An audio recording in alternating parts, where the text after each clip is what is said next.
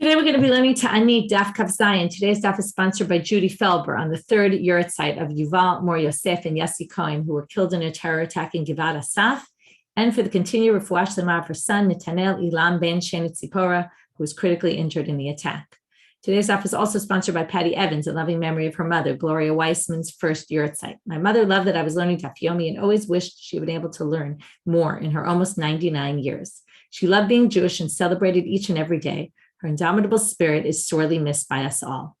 Today's daf is also sponsored by Sylvia Simmons, in loving memory of Pessi Simmons, Pessi Bat Eliyahu Yitzchak Rachel Leah.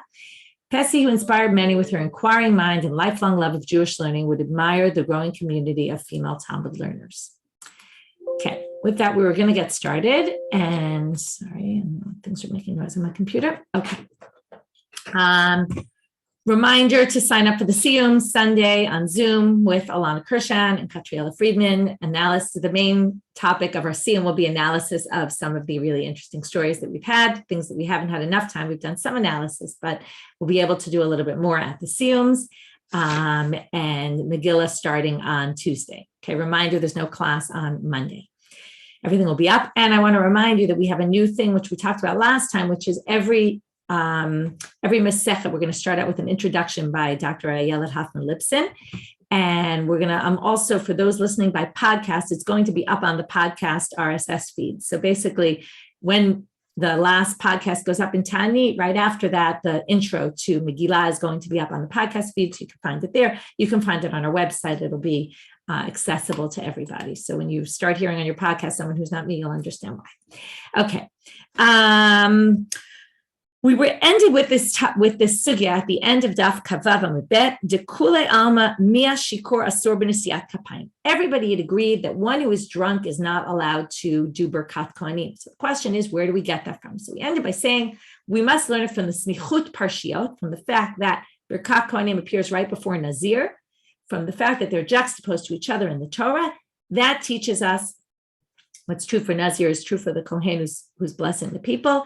Nazir can't drink wine. Also, someone who's blessing the people, a Kohen can't drink wine. Now, it's a little bit strange, and this is really what the Gemara is saying, which is drunkenness is not the same as the Nazir. The Nazir, it's not forbidden for him to get drunk. It's forbidden for him to drink any wine, and even to the extent that he can't have even the dregs of the grapes. So now the question, right, the pits and the dregs, and the question is, if we're going to learn from Nazir, then we should assume that the Kohen's going to be forbidden to eat even the dregs and not just being drunk. To which Rabbi Yitzchak answers, well, really, it's also learned from somewhere else, which is, there's kind of two ways it's learned. This is in what we call a hekesh, juxtaposition in the verse between serving God in the temple and blessing God. So since we know that serving God, you can't do that when you're drunk, it says, right, you can't drink wine when you serve in the temple. Therefore, it must be that we're talking about specifically only wine. Okay, so now, that's what we saw yesterday. And then we're going to say, but wait, since a Kohen who's serving, no one ever said he can't eat grapes or eat the dregs of the grapes or the pits of the grapes.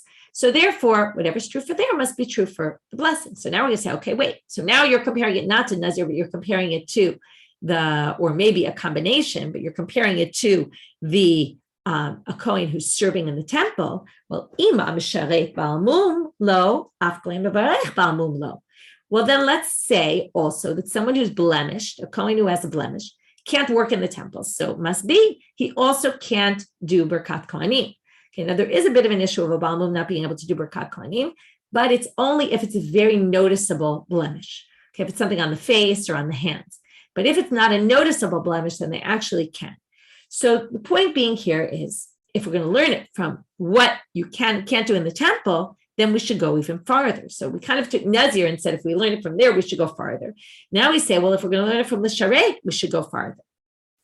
So the Gemara says, Ha'id Kashli Nazir. Well, it's a combination of factors. We have the Nazir comparison, and we have the serving in the temple comparison.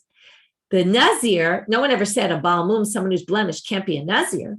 So therefore, we're going to learn it from there. So the Gemara basically is saying, let's just say in very simple terms, Nazir, we're going to learn that you can't drink wine, you can't be drunk, but since we have l'sharet, the serving comparison about serving in the temple, we're going to say, but you can't actually eat the dregs. And then we're going to learn it from the Sharet and say, well, you can't eat the dregs and any kind of grapes, but you can't, but it's not similar to it in the sense that a Baal Mum, a blemished person, is actually allowed to. So we kind of take one aspect from each, but we kind of go lekula.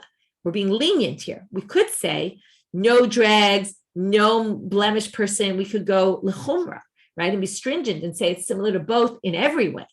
So that's the Gemara's question. It says, "Umay chazit imakshit lekula, akish lechumra." Why are you being lenient about it? Why don't you say, "Oh, we have this juxtaposition. It appears next to Nazir. It appears with serving in the temple. Let's just be stringent in all directions, especially if it comes from the Torah. We're always going to be more stringent." To which the Gemara answers, doesn't really come from the Torah. Asmachta ninu midarabbananu lekula. This is just an asmachta, which is when the rabbis learn something from a verse, but it's not really derived from there. It's just that we use the verse as a kind of mnemonic to remember it. Right? It's very easy. This is a good example of an easy mnemonic, right? The fact that Nazir appears next to Birkat Kohanim reminds us that a Kohen can't be drunk because Nazir can't drink wine. We learn from there Kohen can't be drunk. But there's no reason to be stringent because it's only rabbinic, this whole thing in general. With that, we finish our sugya. I just want to point out that Gefet this week, which is already up on the site, is all about Rabbanit El Shimoni is teaching about the sugya, about what about a Baal Tshuva, okay, that she brings up this issue that Tosfot talks about what if someone is in Oved Avodah Zarah, are they allowed to do Birkat Kohanim? What if they did Tshuva? All sorts of interesting issues that come up from the sugya, so recommended listening. Okay, you can find it on our site. You can find it on our YouTube channel. Okay. Elu hen ma'amadot. Now we're continuing to the ma'amadot. Mainly we're going to talk today about the mishmarot and the ma'amadot. So again, the mishmarot are 24. They divided all the kohanim into 24 groups, okay, by families. And each family would come to the temple 1 week a year. 2 weeks a year, right? Whenever their rotation came up and the holidays, the Levites as well. They had to do the singing in the temple and some other things. And then we had these ma'amadot, which are people from Israelites, at least according to most people, it was Israelites. Some people say also Kohanim and Leviim came as well, who would pray that the korban gets accepted. It was representatives of the people. So now the Mishnah had said, Elu hena ma'amadot. These are the ma'amadot. Now you would expect the next line to be describing what the ma'amadot are. But in fact, the next line is not doing that. The next line says, Lefi shene'emar tzavit b'nei Israel. And it basically just continues to explain the reason why we have ma'amadot, because it says the Jews are supposed to bring the korban tamid. And how could it be that the korban is being sacrificed for you and you're just sitting in your house doing whatever? It doesn't make any sense that you're not standing right by, but obviously you can't stand right by. So they institute the ma'amadot, which are people who either in their neighborhood, they go to a shul and they pray that the korban be accepted, or if they're near the temple, they go and they pray. If they're in Jerusalem, they go and they pray in the temple. So the Gemara wants to understand, my kamar, what's going on here? It says Elohim ma'amadot, and then it immediately jumps into something else connected to the ma'amadot, but not what you would have expected the Mishnah to say. So the Gemara says, Hachi kamar. This is the way to read it. Elohim ma'amadot, which will be explained further on in the Mishnah. But mata'an tiknu ma'amadot. It's kind of missing words. What's the reason why they instituted ma'amadot? And then we're now going to quote from the Mishnah the continuation here, which is because it says, command the Jewish people, and right, you should bring a sacrifice to me on a daily basis. This is what we said before. How could a sacrifice of a person be brought in the temple and he's not standing nearby? So therefore, the Nevi'im Arishonim, the early prophets, instituted 24 mishmarot. According to this, it sounds like for every mishmar of Keuna and Leviah, there was also a ma'amad that consisted of Kohanim, Leviim, and Yisraelim. Well, it's not exactly clear how to read this. When it was the time for them to go, Kohanim, Leviim, Olim Yerushalayim, and the continuation is missing here, which is, that the Kohanim and Leviim who served in the temple will go to Jerusalem, which would then mean the ma'amadot are really including the Mishmarot, Kuna, and Leviah. That's why it said Kohanim and Leviim, and the Yisraelim are the ma'amadot, and they would go into their own shuls, okay, in their local communities and pray. Tanu Rabbanan.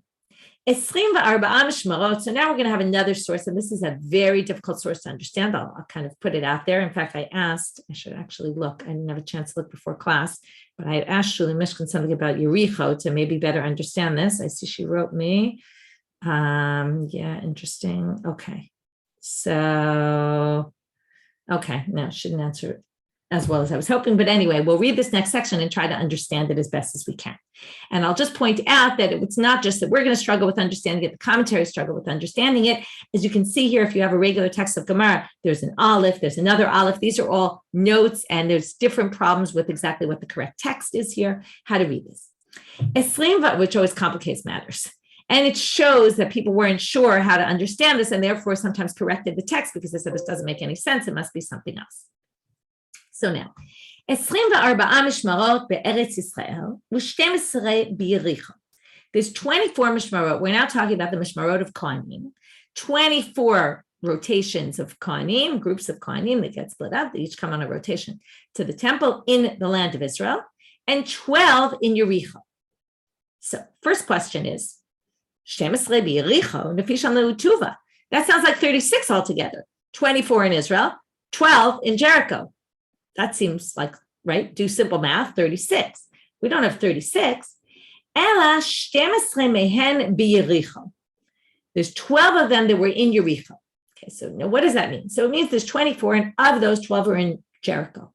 Does that mean, okay, there's different ways to understand this. Does that mean if you look at all the Kohanim in Israel, there was a strong percentage, right? Half of them were in Jericho, and the rest were in the rest of Israel. Okay, that's possibly one way to read it. Not so clear why that would be an important factor for them to tell us or anything else. It's very unclear. But now we're going to keep reading and explaining.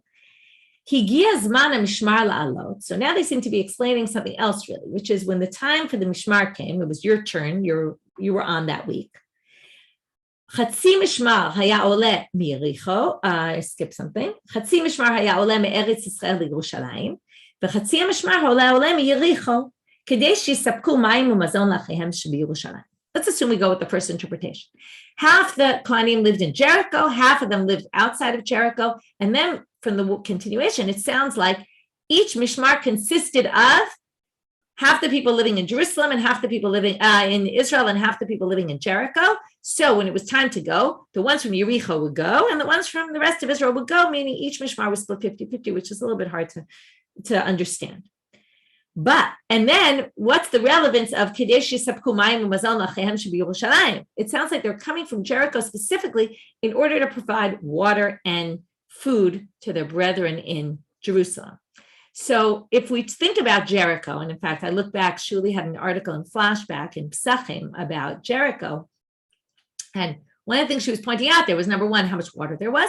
And also, we know it's famous that it's called Ir HaTmalim. Remember, we keep talking about Tmalim and how important dates are, but we don't think of dates right now. Nowadays, as a huge sustenance type of food, right? It's kind of a more treat. You know, you get dates, they're good.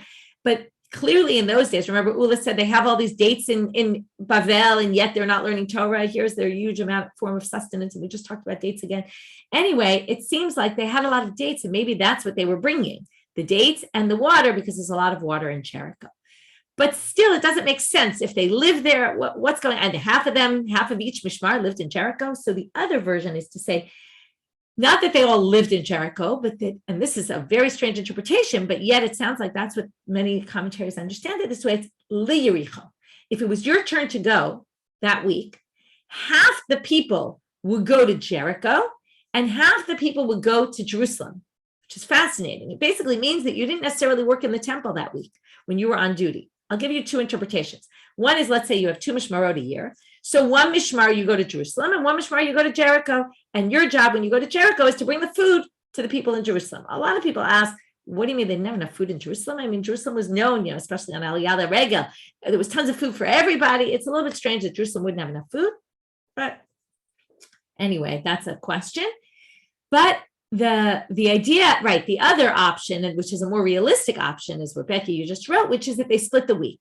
3 days you were in Jericho, 3 days you were in Jerusalem, and then you would swap. We already know that there was the Beit Av, and there was the Mishmar and the Beit Av, and that there were different people who had different jobs on a daily basis. Each day was a different person in charge of doing the avoda, and that way everyone would have a chance that week, and they would swap positions. Jericho was always connected with the temple, really. Remember, you said you could hear the sounds of the guy who was really loud. You could hear his sounds in Jericho, and there's always this connection. This is another sugya of the connection between the temple and Jericho, but what exactly it means is a little bit unclear. Moving on, right? Sometimes we have sections in the Gemara that we understand that we don't understand them fully, and we have to be okay with that. Rav Yehuda says in the name of Shmuel that basically, if you don't have Kohanim working in the temple, you don't have Levites who are singing in the temple, or you don't have Yisraelim, the Ma'amadot, the Korban doesn't go. It doesn't work, okay? It won't be accepted, or we can't do the Korban without one of those elements. Now, that was an Amora speaking. Now we quote a Braita, which is an earlier source, always a stronger source. Rabbi Shimon ben Elazar says, Kohanim, Leviim, uklei shir ma'akbin et hakorban. What, here he adds something, okay, he takes out the Ma'amadot, but nobody really seems concerned with that. Maybe they assume that he includes the Ma'amadot, even though he didn't say so. So Kohanim and Leviim, and klei shir. What are klei shir? The musical instruments. If you don't have the musical instruments for the Levites to use when they're singing, then you can't bring the korban, the sacrifices. So, what's the root of the machloket? And that's what you're going to see here. They're really only concerned with the musical instruments. They're not concerned that Shimon ben Elazar left off the ma'amadot. They're only concerned with the fact that he mentioned something that wasn't mentioned by Rabbi Yehuda in the name of Shmuel. What's the root of their machloket? It's actually interesting because usually if it's Braita contradicts an Amora, we have a problem and we say the Amora is problematic. In this case, we really don't say that. We just assume there's some debate here. What's the machloket? It's because this is a very famous machloket that was known already. And it was known, in others, they don't even need to bring a source to prove it because this we've seen already a few times in the Gemara, which is Mar Savar Ikar Shira B'Peh Umar Savar Ikar Shira B'Kli. There's a big debate about the singing in the temple. Was the main part the voices, or was the main part of the singing the musical instruments? So if you say it's the musical instruments, then you're going to say, like the Braita, that the musical instruments is me'akev. That basically prevents your ability to bring the korban. If you say it's the voices and the musical instruments are just accompaniment, then you have no problem if there's no musical instruments. Okay, moving on to now, we want to understand, how did this idea of the mishmarot develop, and how did we get to the number of 24? Really, the issue here is more the numbers. Amar Rav Chama bar Guria Amar Rav. So again, we're going to have Amora, and then we're going to have Braitot. Okay, remember, Braitot are sources from the times of the Tanaim that did not make it into the Mishnah or the Tosefta. It's an outside source, but it has the strength almost of a Mishnah. You know, sometimes if it contradicts a Mishnah, we'll prefer the Mishnah over a Braita, except for some rare cases. But it does have the strength of a Mishnah as compared to something an Amora says, which is always weaker. Right? The Amora always has to conform to something in the Taanitic time period if there's a contradiction. So the Amora Rav Chama bar Guria says in the name of Rav, Moshe tiken lahem liYisrael shmona mishmarot. Moshe instituted 8 mishmarot. Arba'a me'Elazar, v'arba'a me'itamar. 4 from Elazar, 4 from Itamar. Remember, Aaron had 4 sons, but Nadav and Abihu died. So the 2 that were left were split, each one into 4 families, right? 4 groups.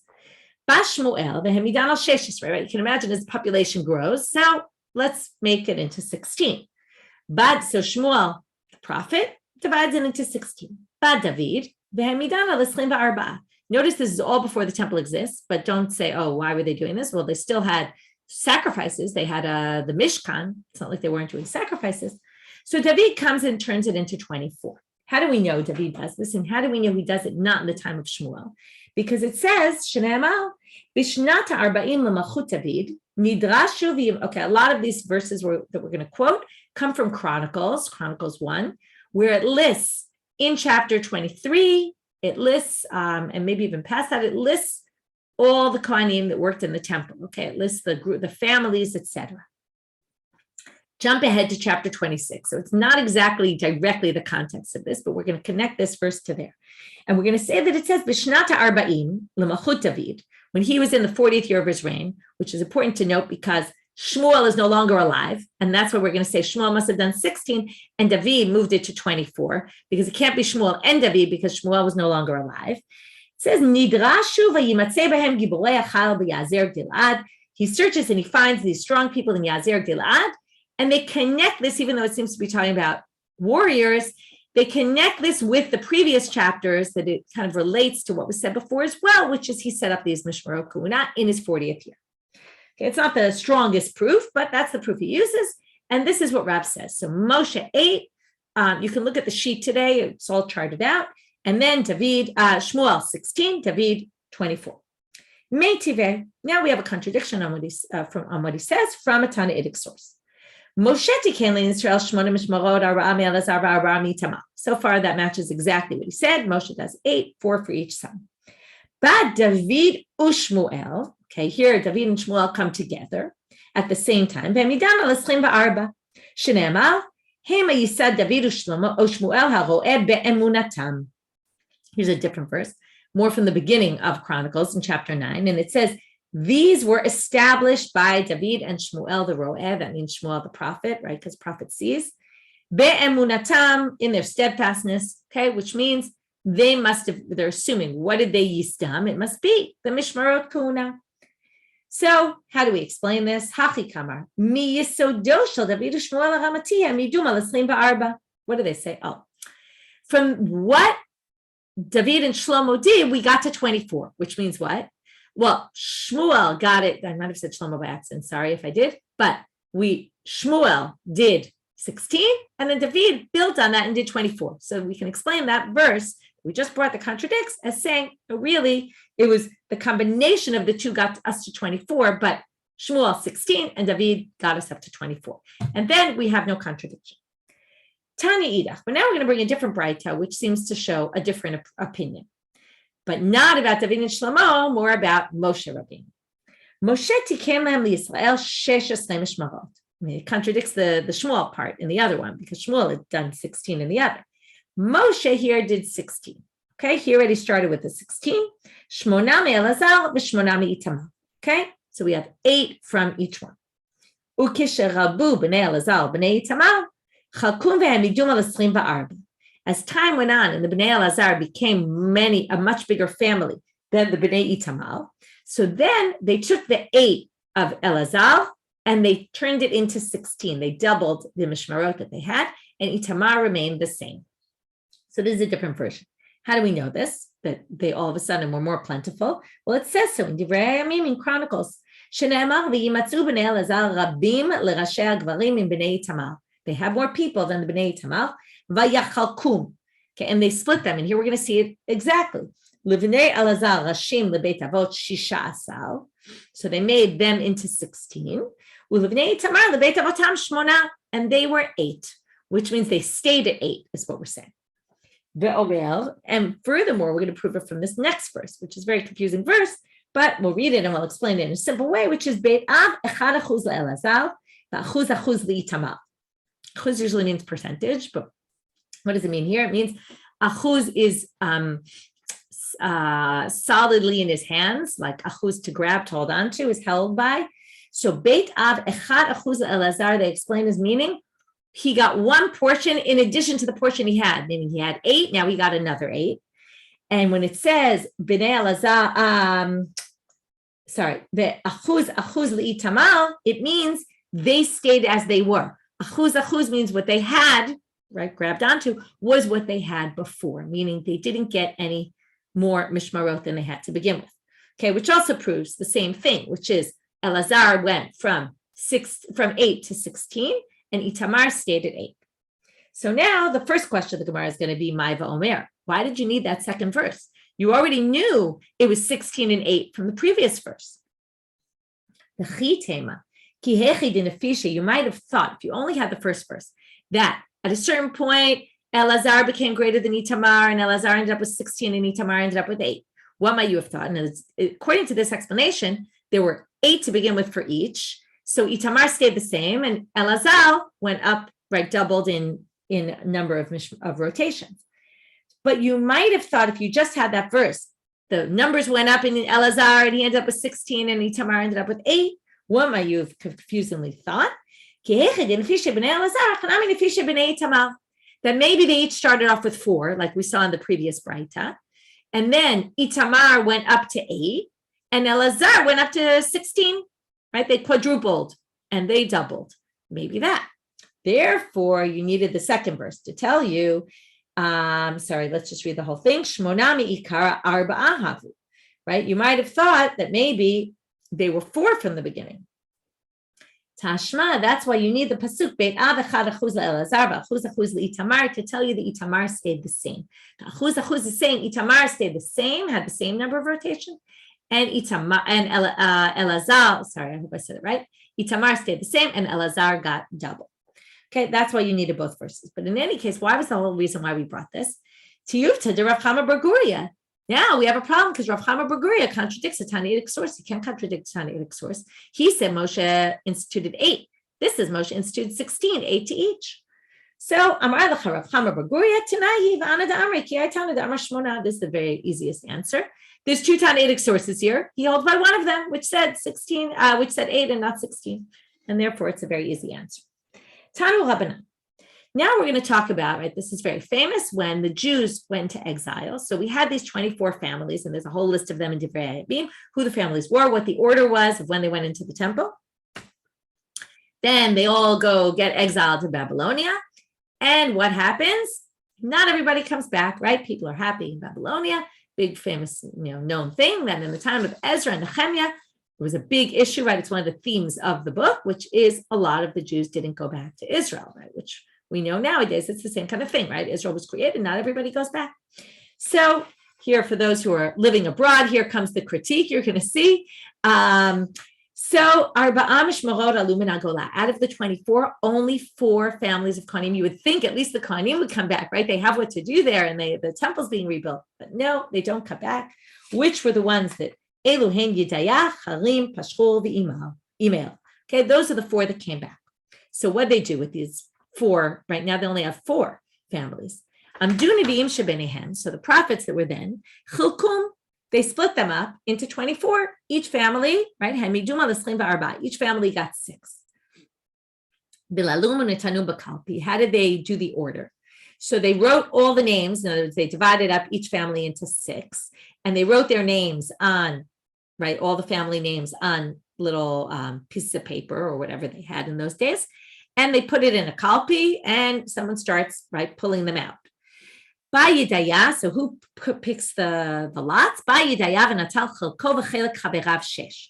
So the first family comes, Yedaya, he's first. He now pulls out, right, it's probably parchment, thank you, Ruth. He pulls out his and all the families underneath him. In other words, it doesn't go like very randomly, anyone, anywhere. No, it goes in groups. So Yedaya pulls out 6 of his family, and then it goes in that order of the families, the order in which he pulled out the straws or the parchments. Okay, and then so on. So here's the order. Yedaya, Chiram, Pashchur, Email. And each one, the order within their families was done by a lottery. By the way, this reminds us of Yomi, where everything was done by lottery, right? So that people don't get upset. And here comes the critique of those who didn't show up, those who didn't go on Aliyah.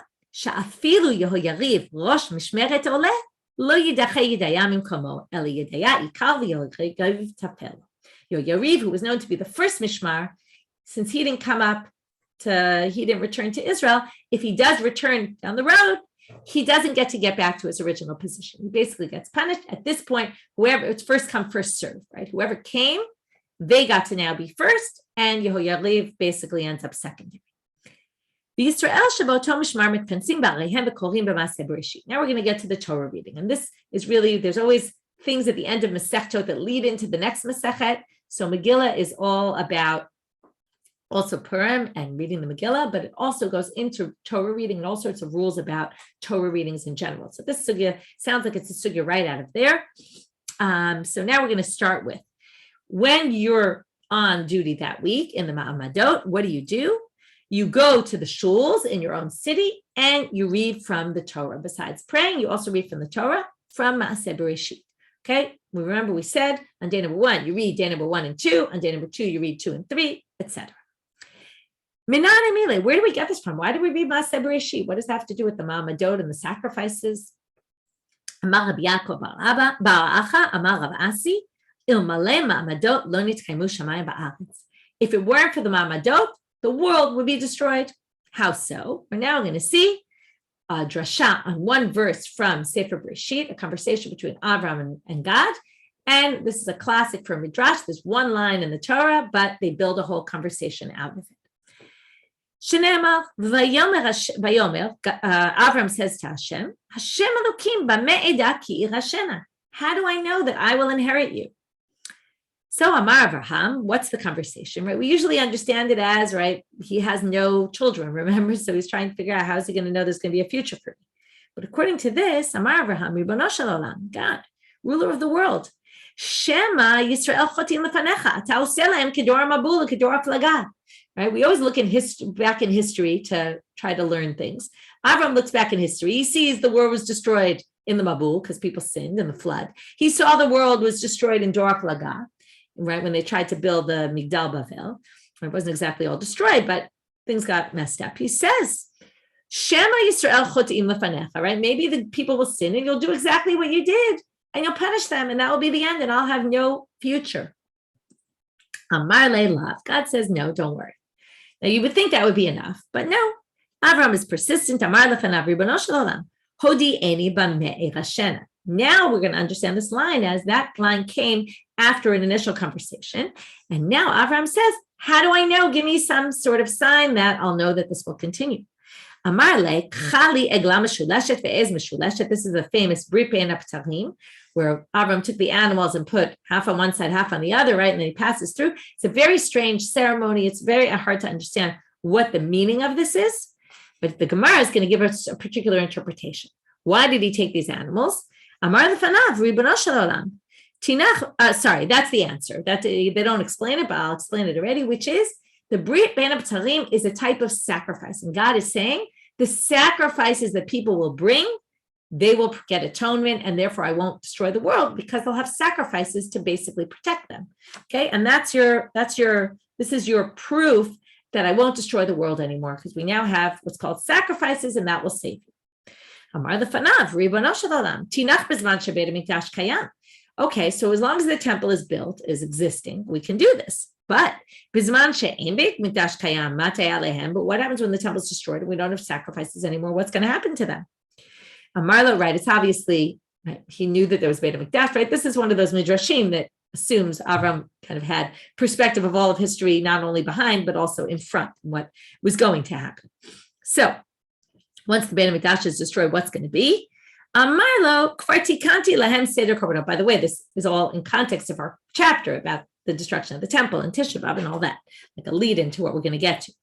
So he says, well, I already have Seder Korbanot, which is the list of, the psukim in the Torah that describe the Korbanot. Bizman shekorim bahem lefanai, ma'aleh ani alehem ki'ilu hikrivum lefanai, v'ani mochel lehem al kol avonatehem.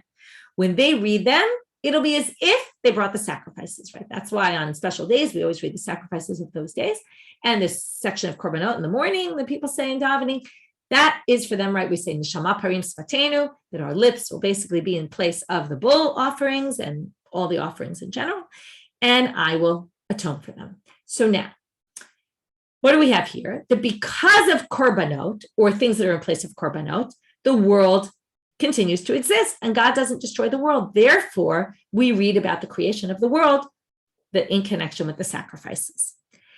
Tanu Rabbanit, another bright. Anshe mishmar hayu mitpalalin al korban achihen shitkabel beratzon, v'anshe ma'amad mitkansin lebeit hakneset v'yoshvim arba ta'aniyot. Okay, so the Anshe Mishmar, it's a little bit unclear. Do they mean Mishmar? If you see there's also letters here, some people think it means Ma'amad, as maybe it's talking about the Ma'amadot that are in Jerusalem and the Ma'amadot that are in the cities that pray in the Batei Knesiyot. And they fast on 4 days. This we saw in that line that appeared not to really be in the Mishnah, but it was put in parentheses as if some versions had it in the Mishnah. Here we're now going to see it inside. They would fast 4 days. So, right, and it's like I said yesterday, it's not, it might not have been in the Mishnah, likely it wasn't in the Mishnah, but it is true. Okay, so now we're going to see it. They would fast Monday, Tuesday, Wednesday, Thursday. We're now going to see that each day correlated to a group of people they prayed for specifically a particular group of people that related to the creation on that day, to what was created on that day. Some of them are very clear-cut. Some of them are a little bit weaker connection. B'sheni al Yordei Hayam, on the second day of the week, on Mondays, they would fast for the people who went in the sea, right? That was always dangerous. That's because on the second day, the waters were created. B'shlishi al Ochei Midbarot, on the third day, the Yabasha, the dry land, was created. So, therefore, those who walk through the deserts, that's on the third day. B'Revi'i al Askara, shelo tipol al hatinokot, okay, Askara, a disease that won't get on, the children shouldn't suffer from it. What's the connection to the sun and the moon? Well, the sun and the moon are called me'orot. That's what they're called in the psukim, that they light up the world. But me'era is also a curse. And this disease is a curse. That's how the connection. Again, like I said, it's not as strong a connection. B'chamishi al ubarot u'minikot, ubarot shelo yapilu u'minikot sheyaniku epneihem. This is for the pregnant women. They shouldn't miscarry, and for the nursing women, that they should be able to nurse their children. So each fast was for a particular thing. Why on the fifth day? Because on the fifth day, they started creating birds and fish and things that reproduce, and they're called chaya, nefesh chaya, right? There's a soul, there's life and reproduction. Shabbat lo hayu mitanim mipnei kvod Shabbat. On Friday, they wouldn't fast because of Erev Shabbat, right? They had to be preparing for Shabbat. You don't want to go into Shabbat starving and unhappy. And kavachomer b'Shabbat atzma, obviously not on Shabbat. Be'echa b'Shabbat my time alo. What about Sunday? Why not Sunday? You're going to find this first answer very interesting. We're going to have three answers. Am Rabbi Yochanan mipnei hanotzrim, because of the Christians. Okay, that Sunday was their holy day, and if we fast on their holy day, so now the question is, what's the connection? But it could be they'll be upset that we're fasting on their day that's holy, and therefore they didn't fast so that they don't cause problems and they get upset with us and punish us. Rabbi Shmuel bar Nachmani amar mipnei shu shlishi liyitzira. Sunday is the third day after humans were created, right? Friday they were created, then Shabbos Sunday, and the third day people are always weaker. The third day after something's created, they're weaker. This is similar to the third day after a circumcision, they're weaker. Some idea here, it's a little bit of a harder concept to understand, and therefore to remember that we don't fast on a day when humans, let's say, were weak way back then. And Rish Lakish amar mipnei neshama yetera, because we get this extra neshama on Shabbat. Ta'amar Rish Lakish, neshama yetera nitna bo ba'adam be'erev Shabbat. B'motzei Shabbat notzlim otam mimenu, shene'amar Shabbat ve'yinafash, which means, right, that they get this extra nefesh, and because of that, they say kevan sheshavat vay avdan nefesh, because because what happens is after Shabbat, they then, right, they lost the neshama yetera. They feel like they've lost a soul. They're weaker at that point. So we don't want to end up with punishing that, right, having them fast when they're already weak. Right. So I see you're asking about the Notzrim and the Christians. So first of all, there were Christians, early Christians for sure, right? The question is also, do they mean Christians? And is it possible that even the pagans celebrated Sunday as their holy day? And maybe it's also referring to them. It's a possibility. Okay. Now we're going to get to the Torah reading and all sorts of issues about Torah reading. This is the one that's more like a Megillah sugya. Tana, Bereshit b'shnayim, Yehirakia be'echad. Bereshit has 5 verses, and Yehirakia has 3. So Bereshit, they split into 2 aliyot, and Yehirakia into 1. To which the Gemara says, wait, it doesn't really make sense. Bishlama Yehirakia be'echad. That I get Yehirakia echad because it's 3 psukim. Tlata be'echa, tlata psukeha. So, thank you for pointing out. I'm just reading the chat that the Koren points out that this is proof that the Babylonians held Sunday as their holy day. Okay, so anyway, Bishlama Yehirakia be'echad, tlata psukeha. It's 3 psukim, so that makes perfect sense, right? That's day number 2, and that's the third aliyah on the first day of the week. Ela bereshit b'shnayim, my time chamisha psukim havyan. How do you do that in 2 aliyot? It's 5 psukim. And if you split 5 into 2, right, you'd end up with 3 psukim and 2 psukim. Tanya, should be Tanya Natnan. When you read from the Torah, you can't do any less than 3 psukim. Somebody goes up to read from the Torah, you can't do less than 3, right? That's why maf here is always minimum of 3 psukim. So 2 possible answers. And then we're going to have questions on these answers. Rav Amar Doleg, Shmuel Amar Posek. Rav says, what do? You go back and repeat 1 verse twice. So you read pasuk out of 5 psukim, 1, 2, and 3 is the first aliyah. Second aliyah is 3, 4, and 5. Where do we have this, by the way? On Rosh Chodesh. a Rosh Chodesh laning, and the second Aliyah, if I have it right in my head right now, but in the second Aliyah, you go back and you reread the verse that you read in the first Aliyah, okay? And it's because of the way they want to split things up that you end up with only 2 psukim, so you go back and you read that pasuk. So that's what we do here. The big question, which I didn't see an answer to, is why don't we, there are days like on Chol HaMoed and Sukkot and on Hanukkah, for example, where we read the same thing twice, okay? Depending on how we do it. Sometimes we do 3 psukim, and then all 6 for the third Aliyah. There's different ways we do it, and depending on when you're in Israel and Chutz La'aretz, there's a whole thing because of the 2 days, 1 day, and whatever. I'm not going to get into all the details. You can look in the Siddur and see. But there are cases, and you wonder why they didn't just say, read the first day of creation 3 times, right? That would have been an easier solution. But instead, right, or 2 times, split it up, I don't know. I read it, twice and split it up, however. But you could have done that. I don't know why they don't do that.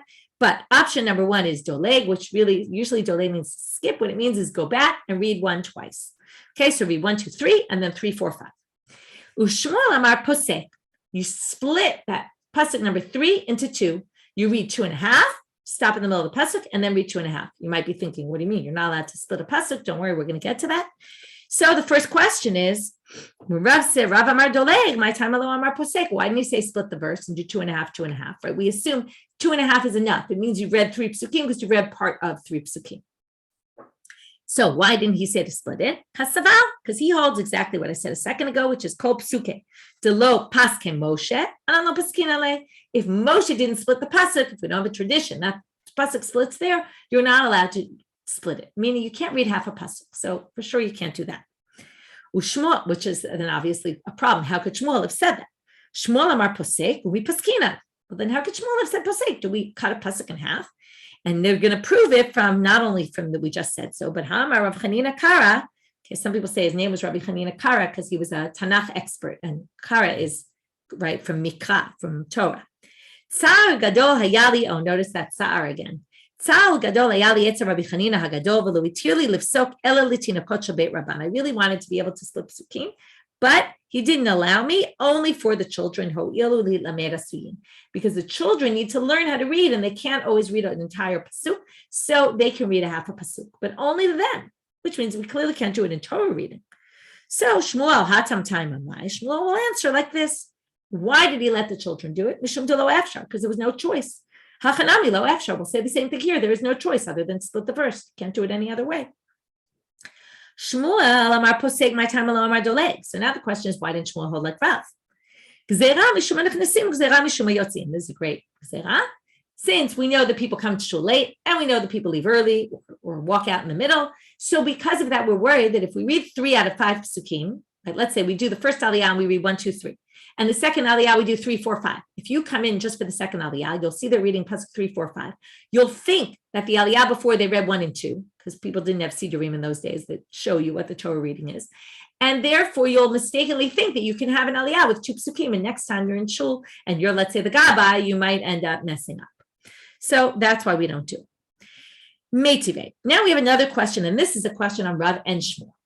Parasha shel shisha psukim korin ota b'shnayim. That's obvious. You have 6 psukim, you split it into 2. V'shel chamisha b'yachid. But if it's 5 psukim, only one person reads it. Now that goes against both of them because we had 2 solutions about what to do here, and neither is the one mentioned here.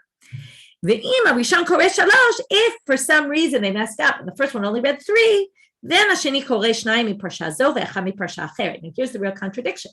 What should it have said according to Rav Shmuel? If the first one read 3, then the second one would either read 2.5 or would read 3, including, right, reread the last pasuk.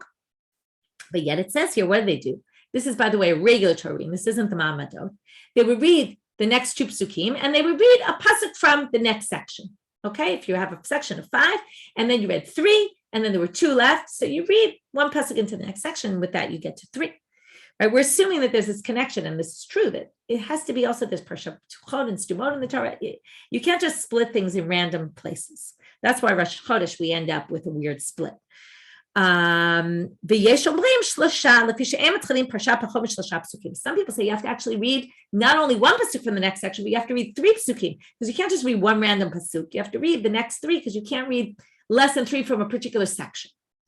So anyway, Laman Damar Doleg Lidlo, Laman Damar Posek Lifsel. Either way, you should either read half the previous pasuk or the entire previous pasuk. So why not? Shane Hatam Deitle Ravcha.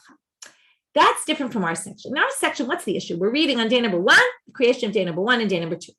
So we don't want to read ahead to day number 3 and add another section.